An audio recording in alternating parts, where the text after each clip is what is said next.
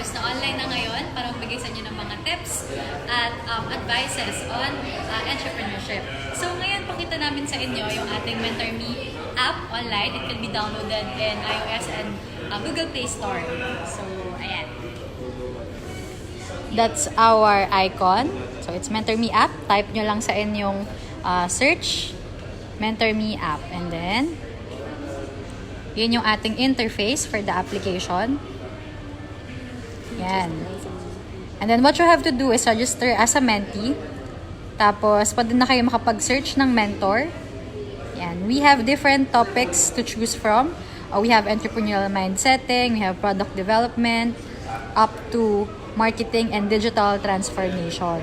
So, proceed lang kayo and then mag-start na yung app na humanap ng ating mga mentors. Yan, there you go. So, ayan, connected na tayo sa ating mentor ngayon and then you can start na your chat with our mentors. So, pwede kayong magtanong sa kanila ng inyong mga concerns at dun sa ating mga aspiring na entrepreneur, mga nanonood din ngayon sa ating Facebook Live, pwede kayong mag-comment na inyong mga katanungan. Pasagutan na nila yan ng libre. So, ngayon, pakilala ko na sa inyo yung ating mga mentors. Good afternoon po, mentors. Ayan, hello. So, start tayo kay Sir Alex. Hello, good afternoon. I'm Alex. I run an IT company. We do selling of computers, business solutions like point of sale, and human resource information systems. We also provide products like Lenovo and other devices. And I do at the same time farming. That's my passion. So see you in a bit in online mentoring. Thank you so much to our Agri Mentor representative, Sir Alex. Next, let's move to Sir Pocholo. Hi, this is the voice master, Pocholo de Leon Gonzalez from Creative Voices Productions and Titans Business Ventures. Sige, kita tayo mamaya. Thank you. So, ayan, start na kayong mag-ask ng questions sa ating mga mentor. Next, we have Sir Ray. Hello everyone, good afternoon. I'm Ray Del Rosario. I'm serving as the President of Philippine Innovation. We are a non-government organization. We have this business education, professional training for everyone. And I also would like to take this opportunity to invite all the entrepreneurs and startups to join the 2020 Pinoy Leadership Innovation Awards. So please send your inquiries through our email. It's philippineinnovation@gmail.com. Thank you. Thank you, Sir Ray. Next, we have Sir Nick. Hi, I'm Nick Satur, the president of Satur Events and Marketing and Management Solutions. I have a training company. What we do is we conduct trainings, events, seminars, and we also have business expos. Thank you. Yeah. Thank you, Sir Nick. So ayan, sa ating mga nanonood na mentees ngayon, download nyo na yung ating Mentor Me app in iOS and Google Play Store at magtanong na kayo sa ating comment box. So today's topic is about building and nurturing good work relationship with our clients and employees. So yan, to start off the session, who would like to start po? Sir Alex. Nurturing your relationship with your clients is really a challenging and an exciting one kasi you're building your newfound friends. So in order for you to gain a better relationship and camaraderie, siguro you need to understand ano ba yung need mo. You as my client, how can I help you? Offer something that could really give a real impact sa trabaho niya, sa negosyo niya, sa buhay niya. So that way you can connect, personally sa kanyang buong pangangailangan, sa kanyang buong pagkatao. So that's one good example na parang you're also building something that in reality parang you're courting your soon to be partner. Gusto ko, sir, yung sinabi niyo na in building and nurturing a good work relationship, mahalaga yung pagkakaroon ng impact or yung impact na mabibigay mo sa buhay ng tao na yun. Yan. I I like that. Yes, Sir Ray, you would like to Yeah, add po? I think it's very important to reciprocate the confidence of our clients by giving them the most empowering services. For example, in my situation, we reciprocate, we return what is due for them, and it's always important to be genuine in trying to help and bring the best for our clients. And sometimes it's not only about client relationship, it's also about building rapport, building positive personal ties so that the friendship would also last forever. And we have to be helping each other so that we would be able to create a more stronger community of entrepreneurs who would help one another. That's it. So, in short, sir, yung pagkakaroon ng empathy. Yeah. Thank you, Sir Ray. Yes, Sir Nick. Hi, good afternoon. In order to nurture a good relationship, let me share you the philosophy that I have learned from my friends that I have seen. In order for us to build a better relationship is you need extra rice. Rice is an abbreviation. Number one, R stands for respect. I stands for integrity. C stands for commitment. And E, last one, stands for excellence. If you really want to build a good relationship, you need to respect your clients, respect their time, respect your time as well, respect the contract. Okay? Integrity means that if you say you'll be there by 8 o'clock, do it. Integrity is when you walk the talk. Talkers will always talk. But as a champion, if you want to build the relationship, then you need to have integrity. Whenever you say that you can do the project, then you better do the project. Commitment. Commitment is the reason that we do things better than competitors.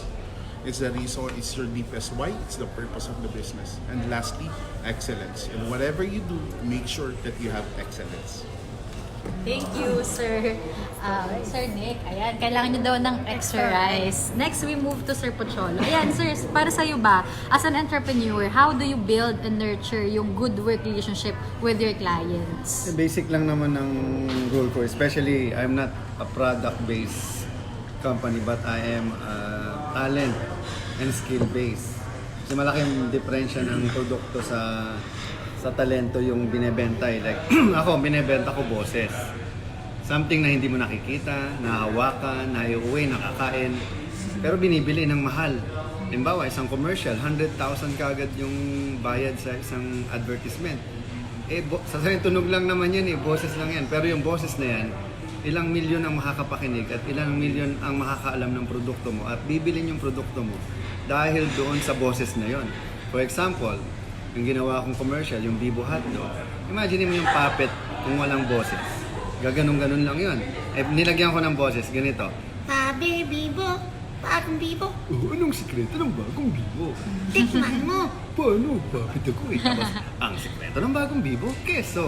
So, alam mo kagad na, alam mo yun, kahit simple lang yung puppet na yan, pero dahil dun sa boses na yan, lumaki yung CDO, yung Bibo Hotdog. At talagang halos, hindi naman sa pero sobrang nakatulong yung boses na yon dahil sa nagbenta siya. Pero ang point kasi dito, sino ba ang nangangailangan ng talento ko? At paano ba magbabago yung buhay nila dahil sa ginawa ko para sa kanila? Kasi, importante sa akin yung purpose. Yung purpose ng bakit ko gagawin. Hindi lang naman to dahil gusto mong kumita bilang isang negosyante. Kundi ako, especially I'm an artist, I'm not just a talent. Talent kasi do work for money. An artist do it for passion, purpose, and artistry. So napakalaki ng diferensya kasi yung mga talent di naman magagawa ng trabaho yan kung walang bayad. Kami, okay lang walang bayad kasi gusto ko namang gawin yon. At wala namang wawala dahil una-una, talent ko nga yun. Pangalawa, bayaran ako hindi. Ang value na maibibigay ko dun sa tao, like sa Go Negosyo, halos lahat ng Go Negosyo voice over nung araw, kahit ngayon, kami rin yung gumagawa. Yung napakalaking value ang nako-contribute. So ngayon, yung relasyon dun sa kliyente, ako naman lagi kong tinatanong, I always ask the world what it needed from me that my talents and skills can provide. So, katulad niyan, halimbawa, yung iba may produkto sila. O di yun yung service na pwede nilang ibigay. Ako, ang produkto ko, yung knowledge, skills, opportunity, time. So yan yung hindi mo maibabalik eh. Di ba? Pero kailangan, valuable. Yeah. So imaginein mo, the world without a voice. It is the worst world. Kasi you can't even tell me ano ba yung aspiration mo, ano ba yung intention mo, motive mo through the voice. Kaya nga natin ginagawa itong Go Negosyo. Imagine mo kung wala akong boses, ganyan lang. Makakanta ka, di ba? And yung relasyon ko sa kliyente, actually hindi ko siya tinitignan kliyente, tinitignan ko siyang kaibigan. Ano ba yung pwede kong ibigay sa'yo na kailangan mo sa akin? At alam mo yung bayaran mo ako, hindi. Sige lang, gamitin mo ako. Sayang naman kasi, mamamatay din naman ako balang araw. Sayang naman yung opportunity ko na makapag-serve sa'yo, di ba? Yeah. And either tanawin niya utang na loob yun, bayaran niya ako ng pera, or at least nakatulong ako sa kanya. Yun yung mas importante kasi I bank more on relationship rather than whatever money or whatever na monetary ang babayad sa akin. Kasi hindi mo naman mababayaran talaga yung opportunity na makatulong ka at mabigay mo yung talento at skills mo sa ibang tao. Right. Oo. Thank you, sir. I like na highlight ni sir yung bibigay ng value. Kumbaga kayo po as an entrepreneur, syempre napakahalaga nung value na mabibigay nyo sa inyong mga customer. Syempre, yung mga brands naman, hindi naman sila naging successful without the value na binigay nila dun sa kanilang mga customer. Ito si Ma'am Grace Nicolas, one of our Go Negosyo mentors. Sabi niya, just being authentic and engage with only what you can deliver. It's hard to give an expectation that you can't deliver. Exert effort also. Sometimes you even need to invest to have a good customer or client relationship. I can even give my services for free just to put my one foot inside. Sabi ni Ma'am Grace, habang niya, idol ko ang the only voice master in the Philippines. Ayan. Idol din namin yan si Ma'am Grace. Ito, shoutout tayo sa ating mga nanonood. Ito si M Cheesecakes, Great Day Go Negosyo, Great Day M Cheesecakes, at si June Atan, ayan, hello po sa inyo, and si Chris Ryan Sala. Ito, may comment din si Sir June Atan, sabi niya, the hardest part as an entrepreneur, weighing in both extending everything to labor and clients, in the end, they will disregard everything. Keep the strictest guidelines to improve. I was a victim, never agreed to short production lead time for the clients, educate labor voice. Simula pa. Ayan. Solo. Hi! Ayun. Ayan, meron tayong mentor, and si Sir Leandro Lontok. Sir, pakilala naman kayo sa ating mga mentees online. So, just introduce yourself, what you do po. Yes. Hi, hello. I'm just arrived from a meeting. I'm Leandro Lonto. I'm from CLT and Company and the founding partner and managing partner of the firm. I specialize in accounting and taxation. I had previously worked with Achievement Company and Citibank RHQ. I had been commissioned in several tax cases of the CTA. I'm a graduate of San Diego University. Right. Thank you, Sir Leandro. So, kung may mga tanong kayo about tax, ayan, si Sir Leandro is the person to In ask. accounting. Yes, and accounting. Alright. So may Ayan, question may tayo. question tayo, sir. Ito, si Chris Hale, sabi niya, asking lang po, si Voice Master din po ba yung creative director at character designer ni Bibo? Hindi. Boses lang. Ayan. Ayan. So, may trivia tayo. Kasama natin ngayon yung nag-voice dun sa Pero meron ating kami, commercial. Meron akong ginawang puppet. Tsaka puppet show, values-driven siya. Doon sa museum namin, sa Lakbay Museo. Meron kaming barangay Lakbay. Ako nagsulat, ako nag-arrange ng music. Kasi wala na tayong values-driven na mga shows ngayon para sa mga bata. Tsaka parang batibot siya. Kasi galing din akong batibot. So sabi ko, gagawa ako ng values-driven na na puppet show. Sa pakikipagtulungan ko dun sa ating kataitan na si Lanstan, may-ari ng Lakbay Museo at Desert Museum. So, sooner or later, we are going to create a TV show, online show actually. wala na kasi nanonood ng TV ngayon. Saka mas mahal. Pero eventually, it's an internet-based, YouTube-based, Facebook-based, puppet show na kailangan ng mga bata yan kasi values-driven siya. Yeah. Barangay Lakbay sa Lakbay Museo sa Conrad. Ayan. Thank you, Sir Pocholo. Ayan. Punta naman tayo sa ating Mentor Me Online. Meron tayong pumasok na mentorship to Sir Ray. Ayan, Sir. Kwento mo naman sa amin yung mentorship experience sa iyong mentee. Ano ba yung naging concern niya at yung naging pag-uusap niya yung advice? Actually, I have a mentee earlier. His concern is how to start an engineering design firm. But apparently, because of because of so many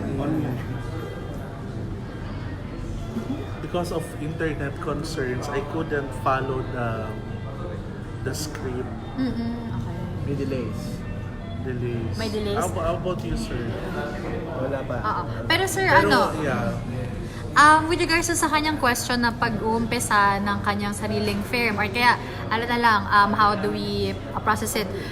Paano ba gagawin paano ba ang dapat gawin ng isang tao na gustong simula pa lang magnegosyo? What are the I steps? think first and foremost, it's very important to identify the target market and then kung saan yung kanyang place, anong lugar. Kasi it's very important to have that audience so that you would be able to discover or find what kind of products needs to be displayed in that firm. On the other hand, it's very important also to consider the kind of the budget. Kung nagsisimula ka pa lang, I think it's very important. Maybe you can have like your own niche of market and at the same time pwede ka rin mag-freelance kasi of course we do not go for big ventures if you are not yet certain of the branding that you will create or you will have for your own self. Kasi to this kind of products, you are not only marketing your services or your items, but you are also, yourself is the brand. Yung creativity, your styles, and your, the reward that you demonstrate towards the fulfillment of that firm. Thank you, Sir Ray. Ito, meron po tayong pumasok na question from Chris Ryan Salak. Sabi niya, "Hi po, I'm a construction material supplier po. Sa industry po namin, number one po na kinoconsider po, cost. Lalo na if same product, same brand lang po ino-offer namin. Pero na-experience ko po, nagtataka po ako, nagre-research po ako sa mga cost compare sa ibang supplier. Nalalaman ko po, mas mura sila sa akin. Pero dun po sila nagpa-purchase. Ano po kaya ang reason nun? And how can I encourage my clients po to avail my products and services?" So ayan, it's about convincing the clients po na sa kanya bumili. So, kayo po ba as an entrepreneurs, paano nyo po ba ini-encourage yung mga clients nyo na yung product nyo, yung piliin, o yung services nila? Actually, the concern I heard is the costing and the customer because if the customer wanted a lower price, they will really go to the supplier with have lower prices. So, the question there is why is your product has a higher amount? So basically, you should revisit your costing. Is it really that high, the price, or is it that low? Is your product homogeneous or not? Because in the pricing of your product, the question is whether it is a homogeneous product or is it a special product. Because if it is a homogeneous product, the price will be the competitive advantage of other competitors. Because it's the same. But if it is a special product, you can price higher. And you can still show the competitive advantage of your product.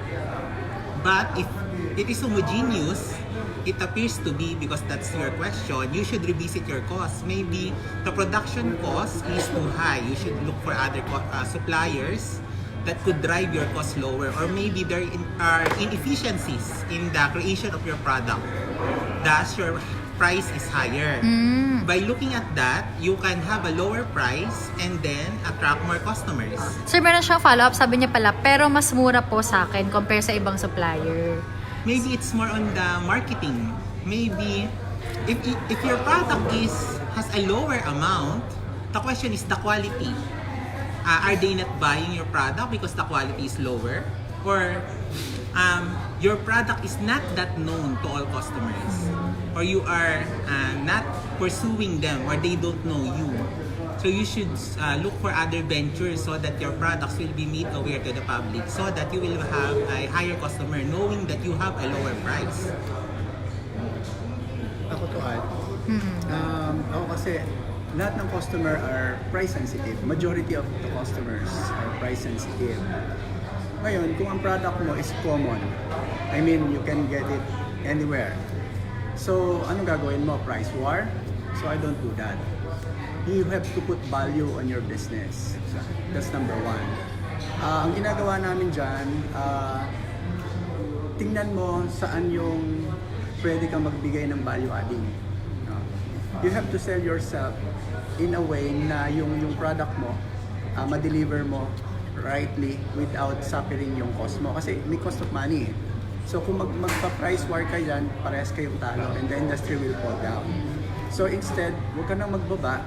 Alam mo yung dapat disposition mo. Number one, pag narinig ko yan sa mga ahente ko, sabihin ko, you maintain your composure. Bakit? Ganyan mo ba tatawaran yung pagkatao mo? How do you sell your product to your customer? How do you give after sales support? Etc. etc. So yung response mo pag nag-positive yan, and then stick to what you are doing, what's the price na binibigay natin, then let them decide. Hindi kasi dapat maintindihan ng customer kahit sila ay price sensitive. Tingnan din natin yung ano yung maibibigay na value mo. Hindi kasi yung pagka-deliver mo ng kape tapos na. You should probably yung mga personalized care, understanding yung need niya more doon. Kasi pag bumili naman ng customer, hindi naman yan lang ang kailangan yan. So siguro yung benefit of having yung kanina sinasabi, how to nurture, no? Address more than doon sa hiningi niya. Bakit mo kailangan itong baso? Kasi baka there's more that you can offer that will compensate yung price difference ng kalaban mo. Otherwise, yun nga, marami kang issue. Hindi siya bibili kahit mababa sa'yo dahil hindi mo alam kung paano express, kung paano abutin yung kanyang pangangailangan. So, understanding the need of the market is very important. Yeah. Yes, sir, you would like to add? I'll just add to that. I do agree with Sir Alex because price is only one thing. What are your other value added? Bukod sa presyo kasi you already have a good relationship with your customers. Did they have a good customer experience with your product? Presyo kasi isa lang yan. Ang focus natin is return or repeat purchase. Kung maganda yung experience nila in dealing with you, in dealing with your company, definitely pabalik-balik ang mga customers natin, makakakuha ka rin ng mga referrals. Baka mas maganda yung experience na o service na binibigay ng competitor. So, aside from price, we need to check also on a lot of factors, especially the value added. Value added. Yan. Thank you, Sir Nick. Mayroon pa po tayong pumasok na bagong tanong from MG. Sabi niya, which is wiser, putting up a physical store in a mall or outside? And what are the things to consider for both area? So, ayan. Sino pong may yan opinion? Anong mas maganda? Yeah, putting up a physical store in a mall or outside? Hindi kasi, like us in Titans Business Ventures, 10 months ago, when we created Over Mango, una naming ginawa sa Noel Bazaar. That's our first exposure.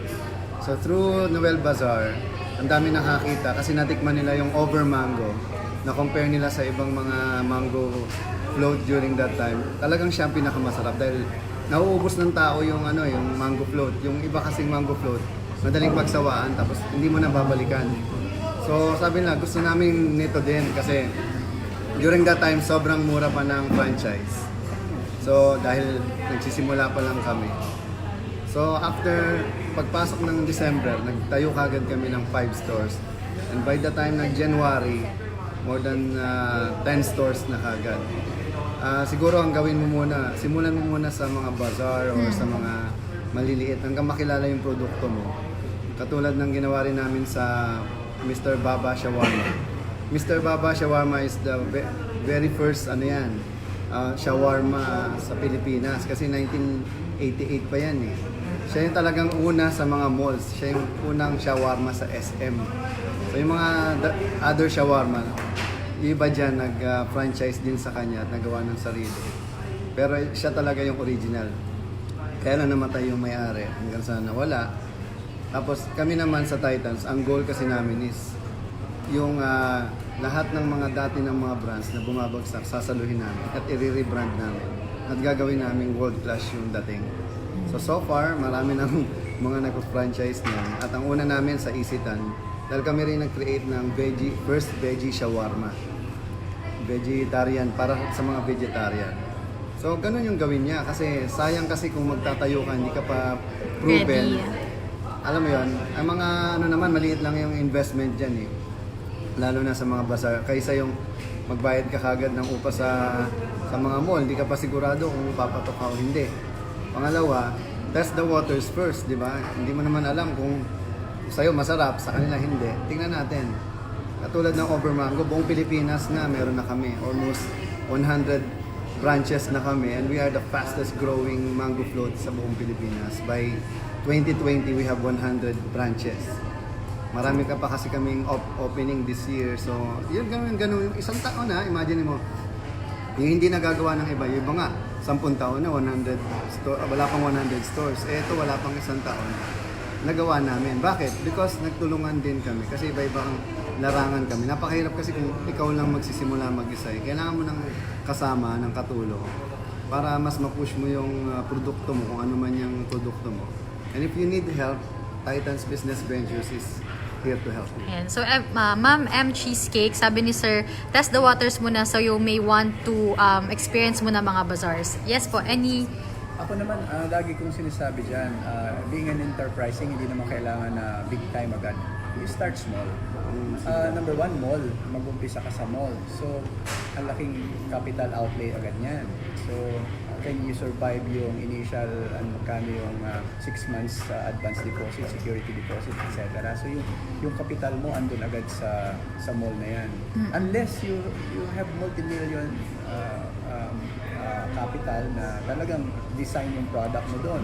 Pangalawa, yung bang product mo is really that significant na ready na, as in proven and tested. So, you have to weigh nasaan yung positioning mo. Kasi ang laki ng cost implications agad sa yung bulsa yan. Pero it's a no-brainer din talaga kung ang money mo are ready na already. So, kami like small enterprising, always start small so that kung magkaroon ng problema along the way, ang dali mong mag-change ng plan, strategize, and hindi masyadong masakit. Right. Meron siyang follow-up. Sabi niya, yes, we are currently on Bazaar and the feedback were so overwhelming po. Some of our clients show interest to franchise. So I think she's in the right path, no? Talk to Aki, Sir Eric Rae. So you grow your business, your niche market from that bazaar. Right. Don't hassle yourself and make it more complicated. You gradually improve, you gradually innovate, and then understand yung in and out ng management, ng business cycle, and then you're already there. No? Yung success will follow na. Ma'am M. Cheesecakes, baka tawag dito, interested ka dun sa ating Mercato Central? I'll loop you to Sir RJ. Si M. Cheesecakes po, lagi po ito nanonood ng ating Mentor Me Online. Tapos, she also experienced na Mentor Me on Wheels. So, we are planning to loop some of our mentees in KMME to Sir RJ para sa incubation program. Libre naman yung kanya 1 month stay doon. Ayan. Meron tayong mga comment kanina dun sa mga advice nyo. Sabi ni Chris Ryan Salak, ang question niya kanina ay yung about dun sa supplier, yung kanina yung sa construction. Sabi niya, salamat, thank you po, mentors, God bless po sa inyo. Ayan. Tapos sabi ni Chris, good insight daw sir yung customer experience, adding value sa experience maski sa store. Ayan. Tapos indeed Sir Nick just went through with this kahit di totoo competitor yung nag-fuel. Ayan. Tapos si Ma'am Grace, may mga comment din siya. Sabi niya, don't forget also about the bankruptcy of Ever 21 for putting up more establishments since today it's all about e-commerce. Consumers are more online. Okay. Putting in the mall is for us for branding purposes only. We prefer a stand-alone establishment, less cost, but then again, check your location. Ayan. And then it's not just about the price. You will buy in any price as long as the services is really good and credible. Ayan. Shoutout tayo dun sa ating mga nanonood pa rin na mentees online. Drop your questions po sa ating Go Negosyo Facebook page at mag-download po kayo ng ating Mentor Me app. Punta po kayo ng iOS and Google Play Store. Mayroon po bang ibang mga mentorships na pumasok sa atin? Ayan. So again, this is the icon of Mentor Me app. Ayan. Yan po yung ating interface. At aside po dun sa ating mentorship, meron tayong mga vlogs na pwede nyo pong basahin when you are available. So, ayan po yun. Ayan. So, we have different topics of blogs from our mentors. Ayan.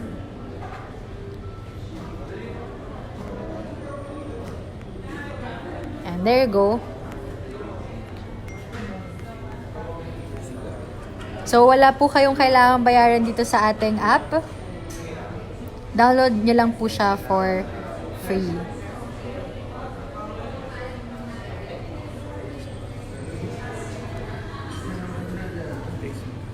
Ito, may question from Margie Lucila Katahay. Kakapasok lang. Sorry, now lang po naka-hook up. My question is, I noticed that this past few days, our sales has been going down. I tried doing FB ads. I tried it for 3 days every now and then. What other marketing tips can you give? Please share naman po.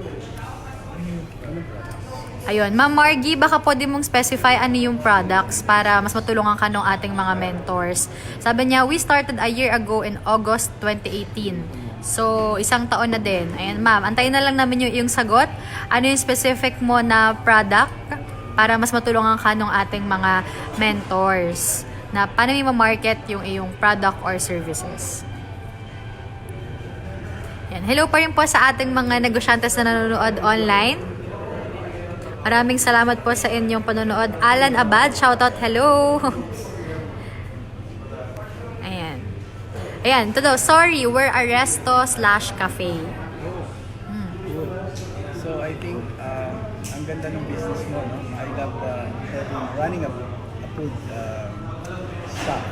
Ang problema, are you hands-on dun sa pagkain o dun sa tindahan? That's number 1. Number 2, ano yung menu mo? Akma ba dun sa environment kung nasaan yung located yung ano mo? Ito, sir, meron siya follow-up. Near a condominium area po. Okay. So dyan, quick food ang kailangan mong i-serve. Kasi condominium, tinatamad magluto yung mga ibang mga household owners. So, number 1, consider mo yan. Number 2, yung snacks ng mga bata sa condominium. So, dapat may mga short order ka or mga ready to eat na healthy food. Always remember, safe and healthy food ang iyong tawag dito. Serve. Pag-focus ka doon sa health, doon sa healthy and safe food. Kasi condominium yan, so medyo mataas yung profiling or somehow above average. Pangatlo, I think makakatulong dyan yung repeat customer. Paano makakakuha ng repeat customer? Maybe kung meron kang mga bagong innovation na menu, taste test. Pangalawa, siguro baka kaya pa ng budget. Maybe you can probably create a flyers and then send over. Diyan lang sa condominium mo, ilang rooms yan. Okay? So parang diyan pa lang baka buhay na yung pangrenta mo. So siguro yung positioning ng ano mo, importante, kailangan mo na competitive agad yung product, and then yung simple marketing, mag-iikot na lang muna sa condominium. The rest are all probably word of mouth na lang yung lumalabas at pumapasok. Another thing, baka pwede kang mag-customize your personal approach. Halimbawa, si Jen, ang gusto nito, ganito yung preference. Kunin mo na yung kiliti niya. You start building, kung baga nag-slow down, ano? Rebuild yung concept ng iyong operation ng business mo. And then, do it in a personal approach. Kung pwede kang kumatok, parang schedule na, ano bang gusto nitong breakfast. Ready na siya. So baka mamaya mawala na ng katulong doon, kaya na rin na magluto ng pagkain ng baon ng mga anak. Something like that. Yun muna yung focus ko ako focusan ko muna yung condo kasi ready market yan eh. Before I go out doon sa condo na yun, you focus on anong meron yung condo mo. Yung condo nyo. Ay. Sir, tinanong mo siya? Ano yung... No, wala. Okay. Focus muna doon sa area. Focus muna doon sa area niya. Alright. Sir Ray, yan. Is it a coffee shop? Resto Cafe. Okay. So siguro number one, the shop needs to be conducive. Kasi most of the coffee shop nowadays are meant for, reviewing their lessons, for students, for meetings. So maybe you can revitalize if it's still suited for those kind of market. And siguro i-add ko lang kay Sir Alex, you can also offer delivery services to diversify and increase your sales. And siguro additional lang mga healthy foods. Kasi yan yung uso talaga for those people staying in condominiums. They want to be more healthy, physically healthy, by having this fresh vegetables and fresh options as part of their day-to-day routine. Actually, brother, add ko lang, no? Hindi siya uso eh. Dapat lang talaga we offer healthy. Asan na? Oo, dapat healthy and safe. So that hindi magkasakit yung mga patronizer niya. Dapat yan ang thinking lahat ng may mga food shop. Right. Ayun. Sir Nick, meron ka atang gustong sabihin. Simplihan lang natin. Sabihin natin na merong 10 na cafe resto dyan. Yung resto mo ba ang papasukan nila? Question is, what is your USP? Katulad yung sabi ni Sir Alex kanina. How do you Position eh. So what is your USP? Your unique selling proposition. Sa ngayon kasi ang gusto ng mga millennials ngayon, dapat Instagrammable yung lugar mo. And pinag-usapan namin, shoutout nga pala kay Sir Butch Salvador to the Sensei. Nakasama kami kahapon. Anong sikreto ng isang magandang resto? Smile. Sabi nila. Umiti lang. Dahil yung mga servers mo is nakasimangot, ang pangit na kumain doon. So, what's your USP? What's unique about your resto? Why should they go there? The likability of it and the USP. Agree ako dun sa sinabi ni Sir Alex. And yeah, food. Dapat healthy yung food. Nagda-diet na ako. Yes. Sir, you would like to add? Okay. Yes. I am agreeing with them with the innovation because ang products talaga may cycle yan. Kung mapapansin nyo, tataas ang isang product. Pag yung i-introduce, tataas yung sales, then bababa tayo. Kasi yung consumption ng mga tao parang nasasawa rin sila. So bago siya bumaba, dapat nakakaisip ka na ng susunod na product. Kung mapapansin mo, even big companies like McDonald's, di ba nag-i-introduce sila na yung Japanese burgers, which is hindi naman sa common line nila. Kaya sila nag-i-introduce nun para yung mga naghahanap ng ibang panlasa once in a while, yun yung ipupunta nila dun sa kanila. Hindi lang yung regular products nila. So talaga innovation, saka yung cycle ng food at papag-aralan natin. Kasi pag bago siya dun tumatagpitik talaga yung sale. Right. Thank you, Sir Leandro. Ito si Ma'am Grace, sabi niya, FB ads is not a guarantee to increase sales. We spent event 20K monthly to reach target audience. Usually, it's for branding. Though it depends on the product, check also the other medium like radio, TV, or print. Join bazaars, join exhibits, or collaborate with other suppliers. Use offline marketing like sampling in the malls and in any place with the highest foot traffic. Or check also your marketing content and strategies. Ayan, sana Miss Margie natulungan ka nung ating mga mentors sa iyong concern. Another question from Marose Datay. Sabi niya muna, Hi Poke Sir Ray, I was one of your mentees from the Go Sign Up event. So So, she was there. Sabi niya, "Hi, question lang po. Someone invited me to be a shareholder po na restaurant nila. If ever po I will be a shareholder, I will get 10% monthly from their net income po. Good idea po kaya yun?" Malaki yun. Ito, accounting expert. I think the question you should know is why are they inviting you to the restaurant business? Because if you don't know, it's hard to invest. Because maybe they need your finances. Maybe the business is not doing well. That's why they need your money. That's why you need to invest. Or maybe they want to expand. That's why they need the capital. Because if the business is already giving a profit, why would you invite someone to join you to share with your profits? So there is a reason why, and you should understand that. You should also get the financials of the company to further understand. You should have a visibility. Is it going well? Is it not going well? What will be your contribution to the corporation if you are going to be a stockholder? Because when you are already a stockholder, your money will be there and you cannot get the money until you sell the share. So, ang sinasabi ni Sir Leandro dito, Ma'am Rose, kilalanin mo muna yung mga nakikipag-partner sa iyo, syempre. Oo. Sir, may gusto kang sabihin. Well, of course, you need to underscore the totality of the financial statement, and then you also need to make probably an inventory in the last probably 3 to 6 months. Ano ba yung strength? Ano ba, was there a significant growth? Why you really wanted to become a shareholder? And siguro if you trust that group, you feel confident to work with them, and if the capital is reasonable enough, then by all means you can always join. But at the end of the day, you should also be aware of the possible consequences, and if in case there could be some technical concerns with the other shareholders, dapat alam mo din on how the legal and the proper way will be addressed in the coming months para walang problema. Kasi it's always important also to have these legal binding documents among the shareholders, hindi lang puro personal or verbal agreements, kasi it's also your personal protection. And most importantly, siguro you need to have great consultants or I mean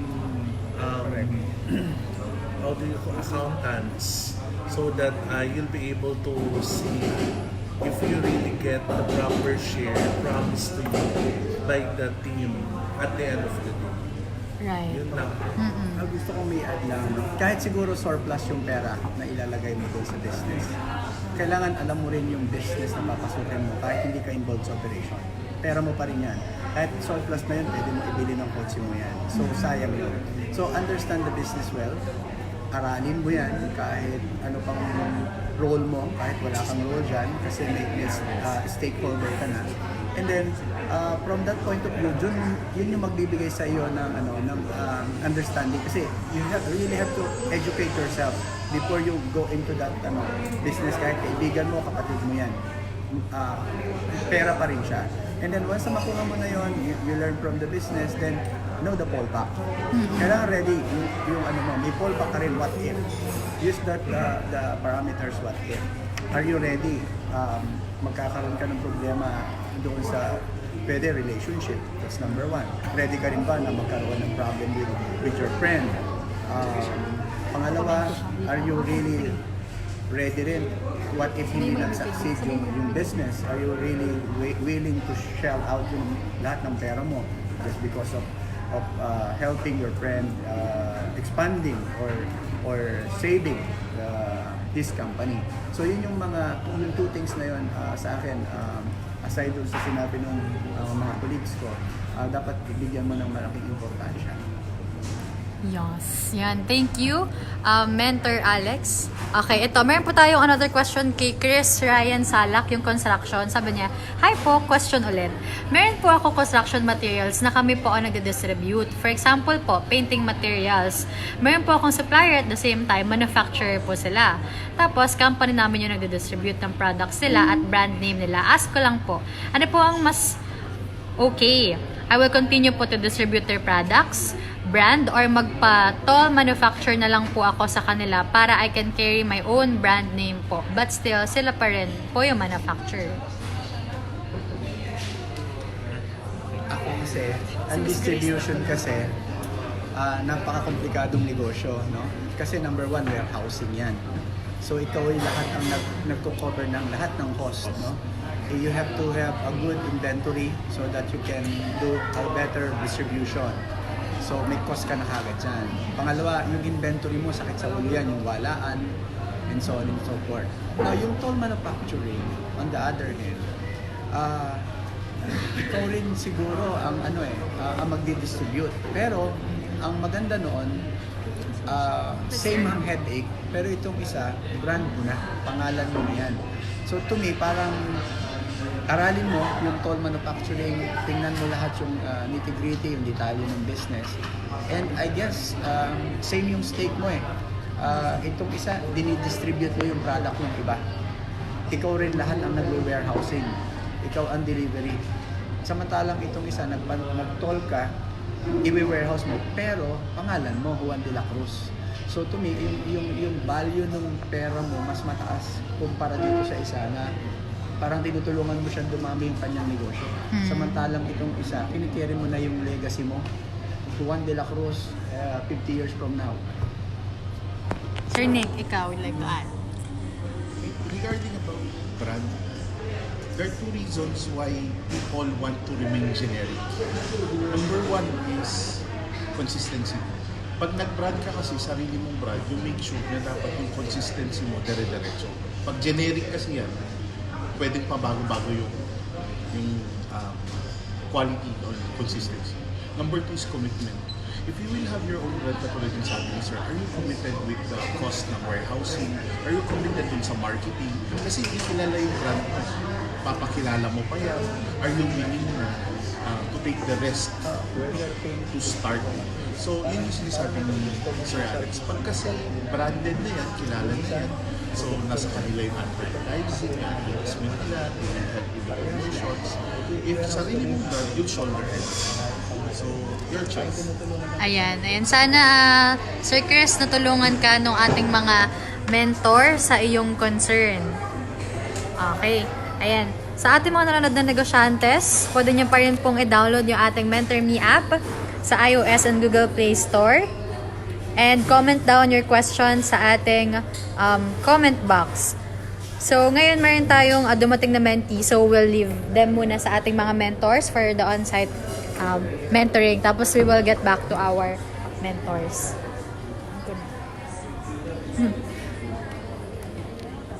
And again, we would like to thank Bose Coffee for hosting our Mentor Me Online for today.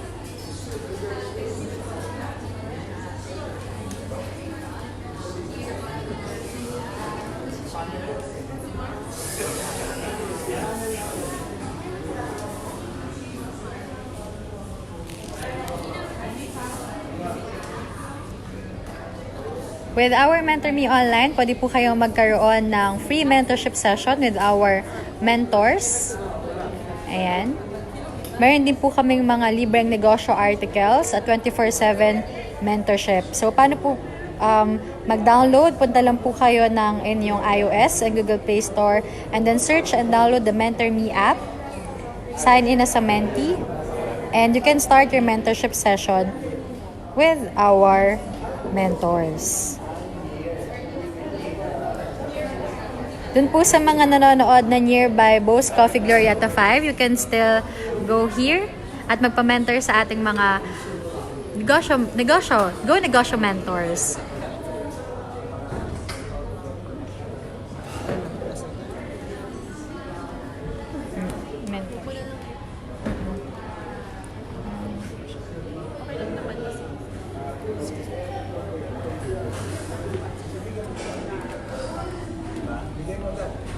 May anak ka maliit. So ano ba gusto mong bata?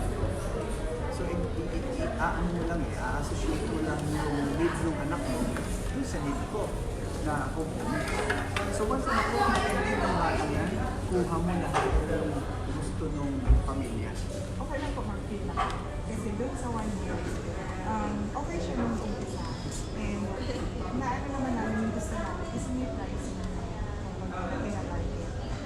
Yung katabi namin, medyo may parang bulalo. So, ang affordable. 70 pesos. Yung ano ngayon na anytime they can eat na ganong price. So, kami, nag-range namin 150 to 170 yung banana bowlers namin. So, okay naman. Kaya lang, parang siguro, inaano ko din yung mga kumakain. Kakainin. Ay, ang mahal. So, yun yung narinig ko. Doon na lang tayo sa mga. Yes, okay na. Kasi ano kami, lahat gawa namin. How much po ang sample price? Kasi iba-iba yung ano namin, yung all-day breakfast. Na lahat, What range? oo, range na is 120 to 160. Tapos meron kami rice bowls na pinakamataas is 170. Ano mo ang profile ng inyong customer sa area? Yung Yun nga eh. yung Kasi yung radius ng ano mo. Yes, nung nandun ako, kasi better living. So, ang nasa mindset ko, tsaka dun sa condo is middle income earners. Pero it turns out, parang hindi ko rin alam kung Price conscious. price conscious. Ang worry ko, kasi ina-ask ko yung partner ko, is it okay to na ano ka na eh, kailangan ko bang gawin yun para Nagtataka lang ako, ma'am. 1 year ka na. Hindi mo na dapat issue ngayon na mag-reduce ng price kasi Yes. dapat may patronizer ka. What Correct. happened to that 1 year? I-revisit mo yun. Ano ba nangyari? Ano ginawa niyo sa pagkain? Sumobra ba yung mantika? Parang ganun, ma'am eh. Nagtataka ako dapat kasi yan, problema yan, papasok pa lang. So naka 1 year ka eh. So there's something go out of line ng inyong business. Dapat doon sa ano na yun, meron kang run rate client. Ibig sabihin, ito yung palaging bumibili without looking at the cost. Meron Kasi naman, sir. parang personal kitang kilala, safe yung pagkain. Meron naman sir, kasi meron kaming nakuha sa condo. Kasi yung location namin isang condo din. Meron pang nearby condo. So dito sa taas, may nakukuha kami. Pero ang ano namin is madagdagan din sana. Oh, Parang, yeah. oo. So may pang break-even points ka na. Wala pa nga eh. So hindi po siya kumikita over the last 12 months. So siguro, it's time after 12 months, it's time to re-engineer and repackage yung menu. Kasi maybe you can have the junior meal, meaning to say instead of 120, you can offer a price of 70 pero mas it's lesser. Konti na serving size. Or you can also create new alternative options so that you'll be able to catch a new segment of your market share. So halimbawa yung student price for the young professional individuals, siguro yung price nila mga 80 is even medyo mataas na yung 80 in better living. So siguro you play with mga 60 or 65 and then you can also introduce yung may free food. So sobrang ano na yun, parang ano yung tawag doon? Lipas gutom lang. Ang serving size na. No. Hindi ma'am. Ako, Sorry po kasi ako ganun ang... hindi, wag. Don't get frustrated. Tama yung sinabi niya, revisit mo, re-engineer mo, innovate mo, okay? Repackage mo. Pero pag ni-repackage mo yan, pag entrada mo ng bago mong menu, kailangan ipasok mo na dito yung safe and healthy food.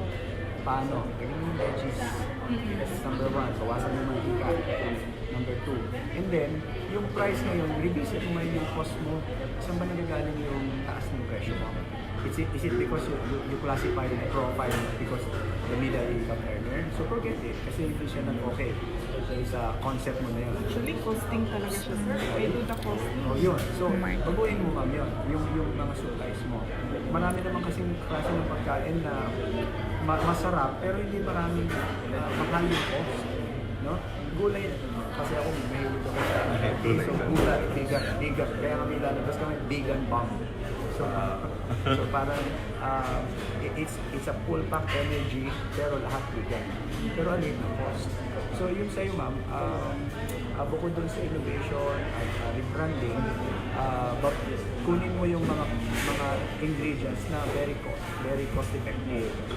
And then develop yung sense of personal relationship. Wag lang yung product kasi kahit anong hawakan mo, basta kita may integridad ka, credibility, and trustworthy ka, kahit ano bibilin ko, kasi ikaw yung binibili ko, hindi yung product. Product is secondary. May question ako sa target market. Like,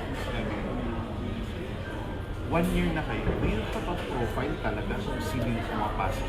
Nakikita niyo ba kung galing ba yan talaga sa condominium? Galing ba sa kapila?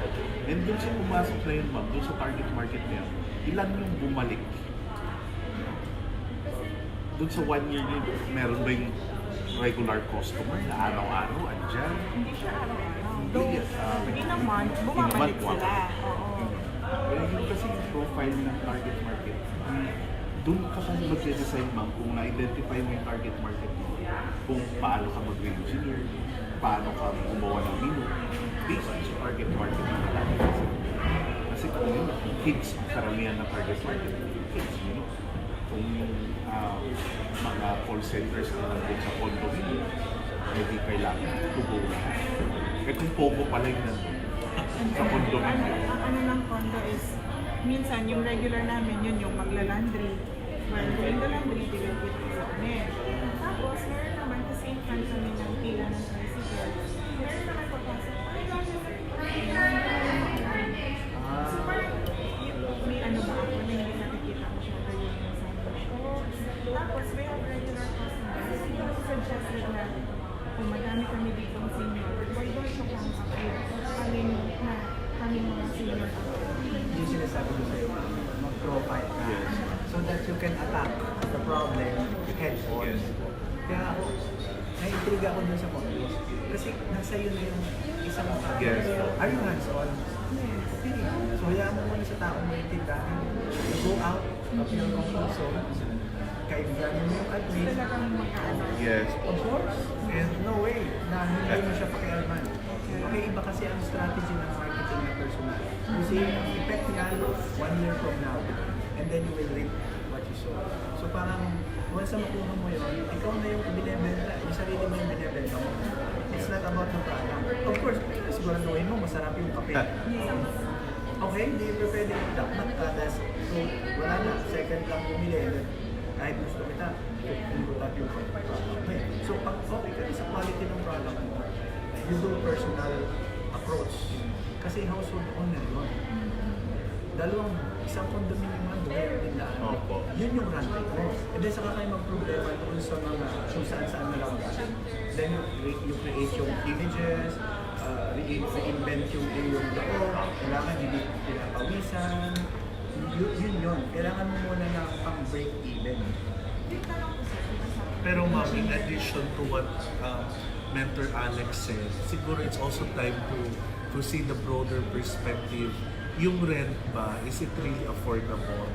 Compared dun sa Oo, katabi. kasi baka masyadong mataas yung rent. Actually, pag may mga bago doon na they will come up kasi kakain sa amin, magko-compare, Mas sobrang mura. mura sa akin. So there's no way for you not to increase your sales. Oo. Kasi the rent is not an issue. An issue.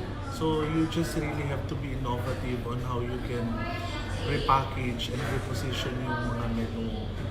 Oo. Pero yun sir, di ba sabi niyo yung sa re-engineering, consider yung pricing. Wala bang negative? Ba't sila nagmamura? Wala. Meron yun. At sa kanya, doon sa kalaban mo, hindi ko alam kung paano nyo ginagawa. Okay? Pero dapat, ikaw, tama, kino-consider mo yung cost mo. Pero always on top lagi yung safe and healthy food. Tama, yun yung number one quality. Kasi we offer na. Ano kami sir eh. Sa carnivorous kasi ako. Kaya ang fish namin is fresh. Direct Nice. supplier. We have native chicken. So yun nga, lagi yung pinupush mo eh. Mga lang fresh na pula, fresh na native. So baka pa, yung katulad nung sinasabi sa Alex, you need to nurture relationship. Kasi kung kilala mo yung admin doon, lahat na yun nandun, papasukin mo. Diniliberan mo na lahat yun nandun. Yung senior citizen mo, nag-suggest na sa inyo. Nagawan niyo po ba yun? Actually, lalakad namin yung menu kung ano yung gagawin. Actually, doon ako Anong excited. vegetables Doon yan? ako excited na Ibalik ko trabahuin kay mo sir. yung building. Yung trabahuin mo yung building, hayaan mo na sa tao mo yung mga Operation come and sa- go ng ano. Once nakakuha mo yun, it's a big project actually. Ilang unit yan? Baka hindi lang 50 ang unit yan. Ano mo Oh. Hindi, kasama na yan. Siya na nga yan. Kumbaga, At saka baka you can also offer yung hindi nila pull-up. Kasi maybe the items are Direct all naman kami, sir. expensive. Direct kami, kaya... direct ka pa rin mga dahil saan po babalik-balik na rin. So, hindi ko dapat yun yung na-consider na kasi ang hinahanap nila is bangus. Ganito lang, i-consider mo ang lapu-lapu on a case-to-case basis. I have lapu-lapu, baka gusto But mo. you have to offer Pero ng meron ako alternative na regular. cheaper. May choices, may options. May pang-premium ka. Okay. So, parang ito yung mga special client mo na kailangan hinahanap yun. Ito yun. Pero yung aking regular commodity, galunggong, tinapa, and so on and so forth. And then habang ginagawa mo yun, andun ka sa loob ng condominium. Oh, ma'am, kumusta na yung ano? Nagustuhan mo ba? Talaga? Sige, ito pa, tikman mo to. May bago akong labas na ganyan. Hanggang sa ma-develop mo in 1 month, you will see the difference yung ginagawa mo ngayon currently doon sa sinasabi ko sa personal growth. Ganyan kasi ginawa ko when I started my business. It's a personal business. I always in the front of my client. PPO nyo doon, PPO mo na akin. Babagoyin yung PO. So, paano gano'n? Iba yung bakod sa hello, ma'am, o-order ka ba? Really? Kaharap ko na yung kausap mo eh. So, akin na yan. Parang gano'n. Kaya to me, maliit yung chance na hindi mo makuha yung isang pondo. Once na makuha mo yun, okay ka na. Yung susunod mo, put into stages. Okay? Lagyan mo ng stages. Nakuha ko na yun, ito ang pangalawang stages ko, re-invent ko yung aking yung atmosphere, yung ambience ng tindahan mo. Kasi gusto mo naman walk-in. Yeah. Di ba? Gusto mo na walk-in, tingnan mo yung table. Maganda ba yung table? Conducive ba? Ano ba ang target market mo? Yapi ba? Millennials? Seniors? So dapat, kung ganun, kung mix yung iyong environment, lagyan mo rin ng mix na all in general. Huwag mo titipirin yun. Kaya lang, bago ka sumastos doon, ako, Actually, subukan mo ganun muna na- yung, ganun na subukan siya. mo muna yung sinabi ko, trabaho mo yung kondo. Oh, profile talaga sir, dapat karoon na. At saka in addition to what Mentor Alex said, yung varieties of meal, dapat lagi siyang mainit, fresh, yung kanin dapat masarap, sticky rice. So yung mga ganun. Pinamamahal mo naman. Tapos Kasi hindi. sometimes, I also observe, maraming nagsasara din sa mga condominiums, let's say city lang, pero nothing to do with the developer. Kaya talagang hindi kasi nila, nagluluto sila in the morning, but the menu remains until the afternoon. So syempre, kung wala kang option, or if you have choice of buying elsewhere, you will go outside instead of just staying inside the building. So see to it na dapat lagi siyang fresh, yung bagong luto, hindi siya recycle, and you have to have alternative options from day to day. Baka may data kaya sila sa ito.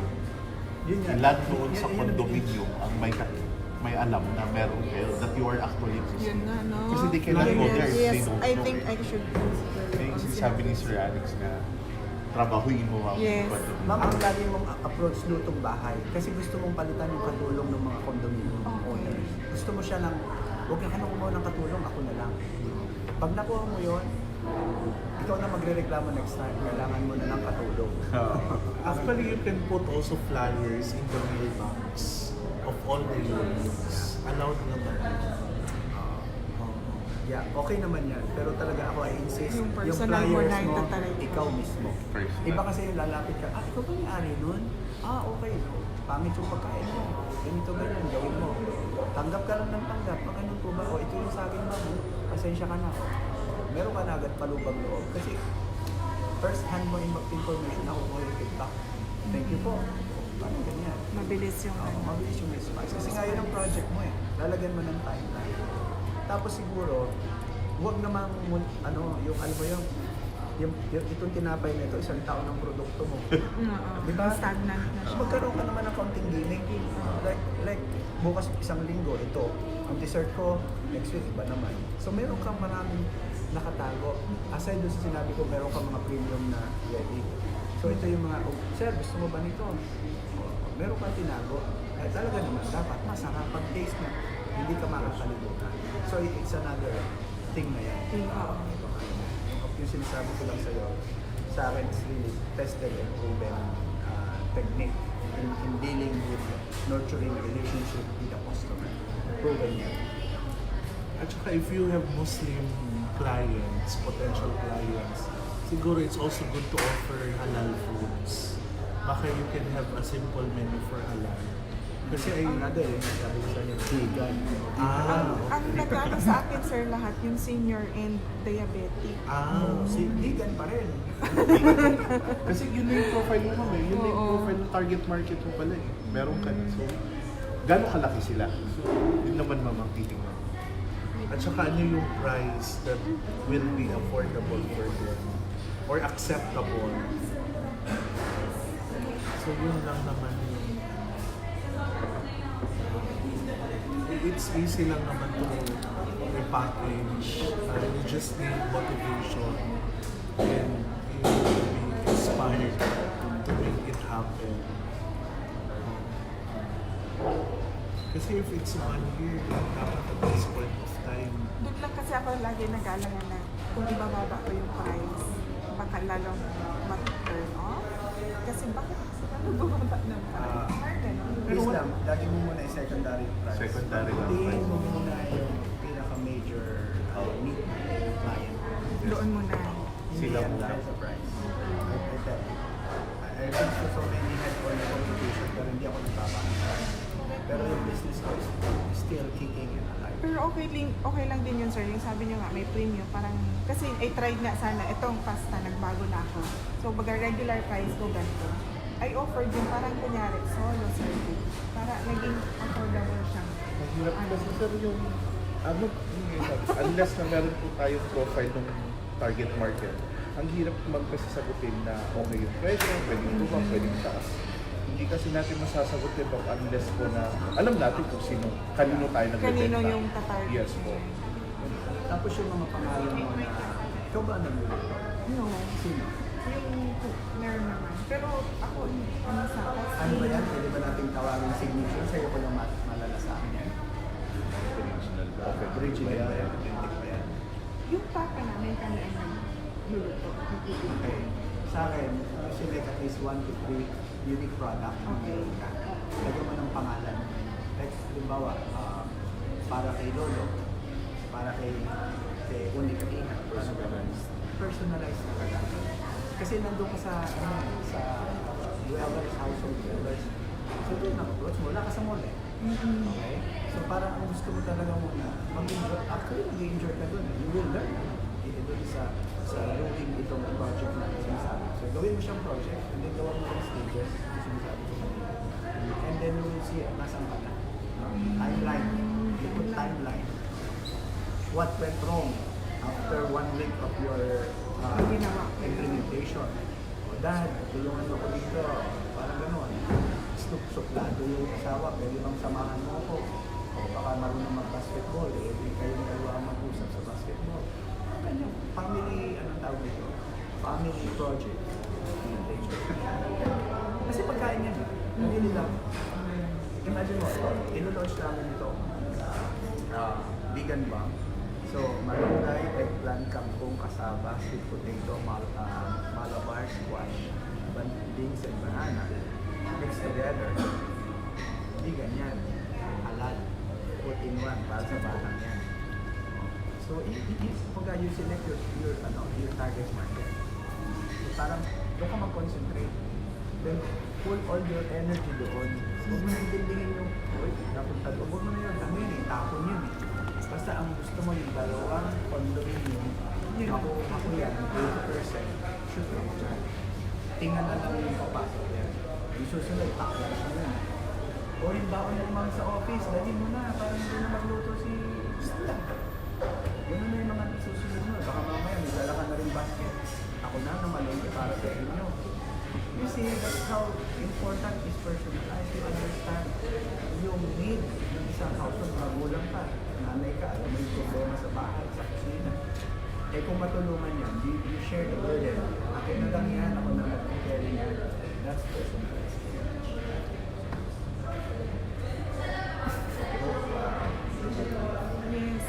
Bagong kaano man yun. Pag sa pagkain talaga, expert. Kasi, natural part. So, sa business ko na IT, talaga yan ang aming advocacy. Ayaw namin ng mga tao magkakasakit. So, we should prepare food that is safe and healthy. Hindi lang delicious. Kaya lagi mong maririnig yan. Kasi lagi mo ito, be happy, healthy, and holy. Alright. Ayan, I hope natulungan na ating mga mentors ang ating mentee for this afternoon. So, to wrap up this session na po, I'd like to ask our mentors for tips and advices sa ating mga nanonood na negosyantes, those aspiring entrepreneurs, and existing MSMEs. We'll start off with Sir Nick. Ayan, sir.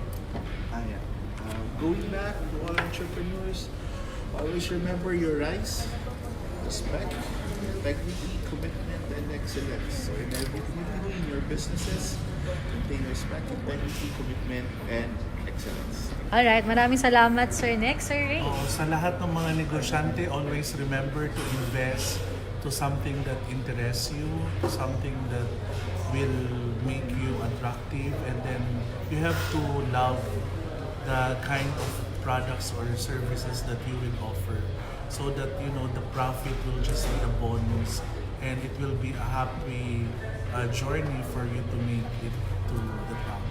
That's it. Thank you, Sir Ray. Next, Sir Alex. Yung mga soon-to-be entrepreneur, share your best. Huwag yung surplus.